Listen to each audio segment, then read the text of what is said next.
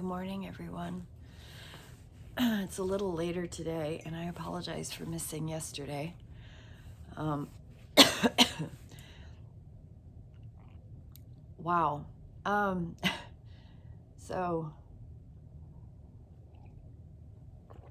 this week is already proving to be a whirlwind. So, we will see how the rest of the week goes. Woohoo! So, I'm back in this book today. It's called A Year of Pagan Prayer by Barbara Nolan. And this is Homeric Hymn to Earth, Mother of Us All, written 700 to 500 BCE, translated by Hugh G. Evelyn White. I will sing of well-founded earth, mother of all, eldest of all beings. She feeds all creatures that are in the world, all that go upon the goodly land, and all that are in the paths of the seas, and all that fly, all that are fed of her store. Through you, O Queen, men are blessed in their children and blessed in their harvests, and to you it belongs to give means of life to mortal men and to take away. Happy is the man whom you delight in honor. He has all things abundantly. His fruit is land and laden with corn. His pastures are covered with cattle. His house is filled with good things. Such men rule orderly in their cities of fair women. Great riches and wealth follow them. Their sons exalt with ever fresh delight, and their daughters are flower-laden bands, play and skip merrily over soft flowers of the field. Thus it is those whom you honor, O holy goddess, bountiful spirit. Hail, mother of the gods, wife of starry heaven, freely bestow upon me, for this is my song of substance and cheers the heart. And now I will remember you and another song also. And then I'm going to read this one because I love this one. O goddess Gaia, mother of gods and of humankind, nurturer of all, giver of all, nurse of all, destroyer of all. In summer you burst with fruit and flowers, green and fertile. Changeable maiden, foundation of the never-ending cosmos, you give birth to many types of food.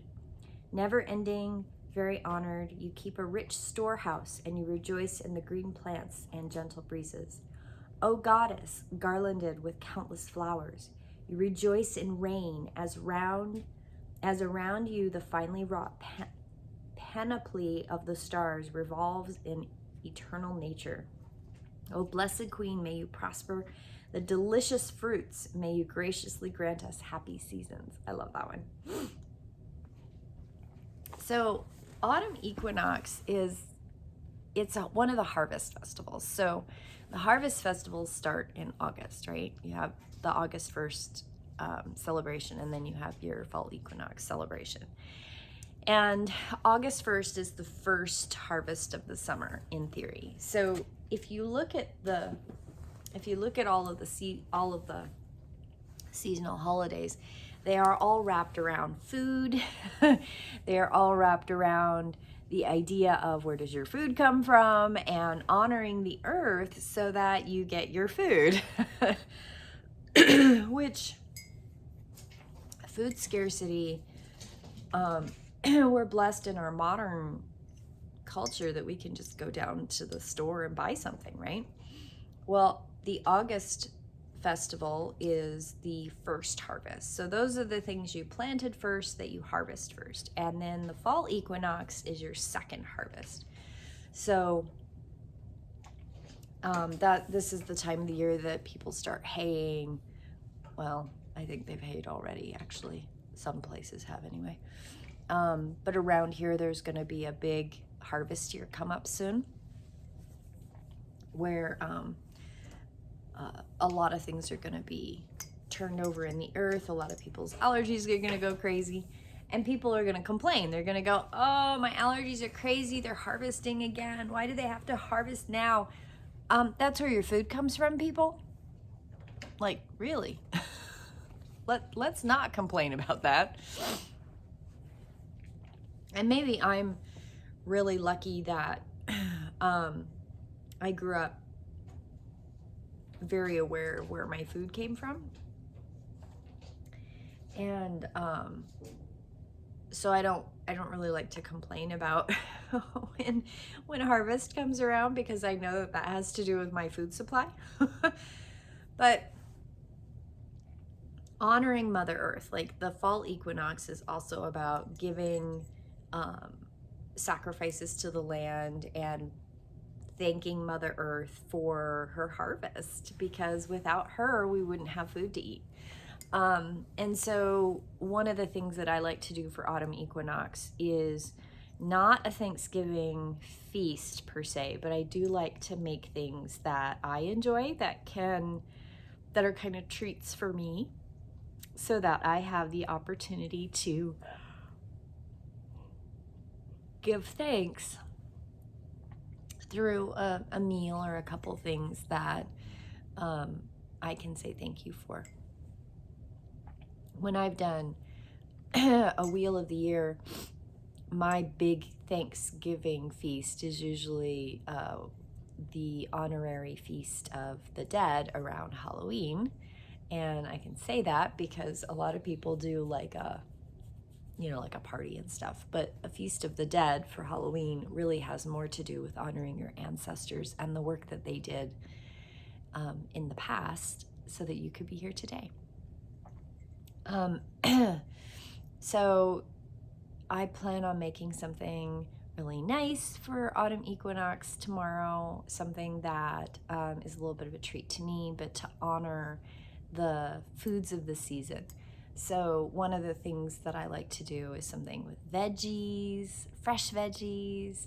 I usually keep my protein a little low in that meal, and I do a homemade bread, something that really like honors the fruits of the season. So if you think about it, summer is the time, like in August, I do berries, so strawberries and raspberries and blackberries, because those really kind of come ripe about then.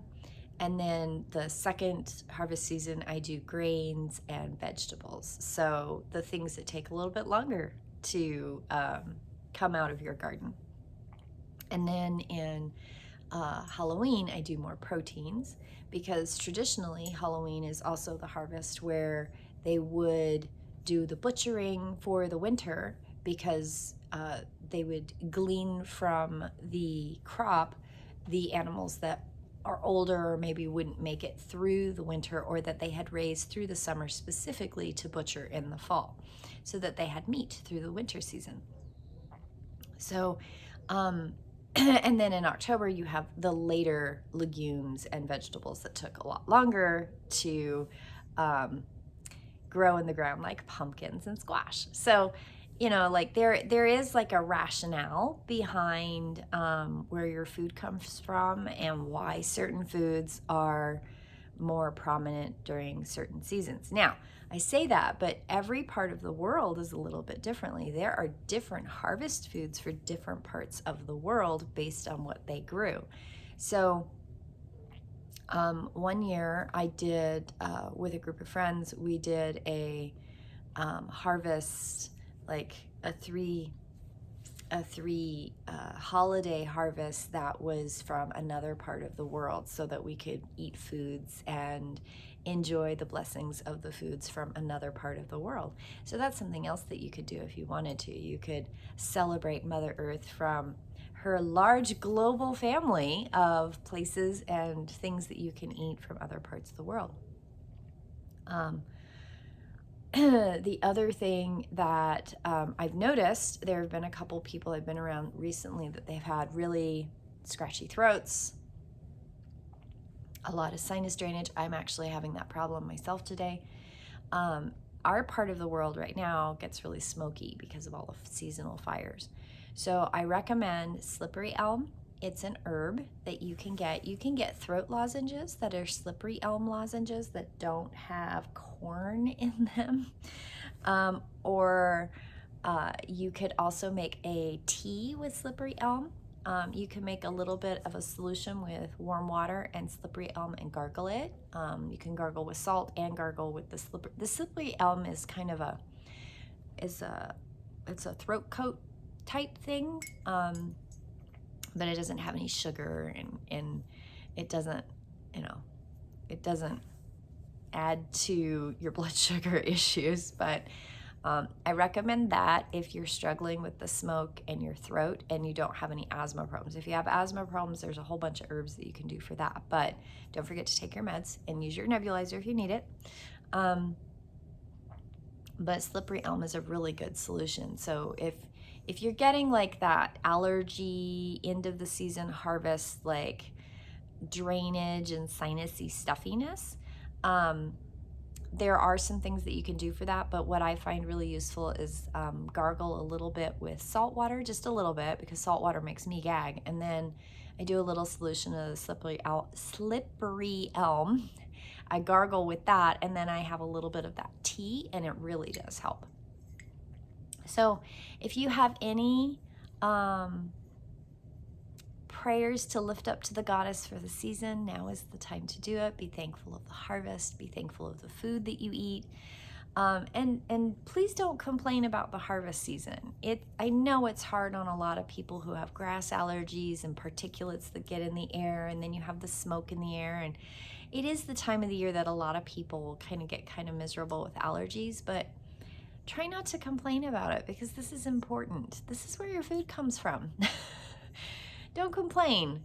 This is the time of year, if anything, we should start honoring our farmers and really giving gifts of the season to them and saying thank you, because without farmers, we don't have food. So have a blessed day and enjoy the eve of this fall equinox, and I will see you tomorrow in prayer. Blessed be, my friends.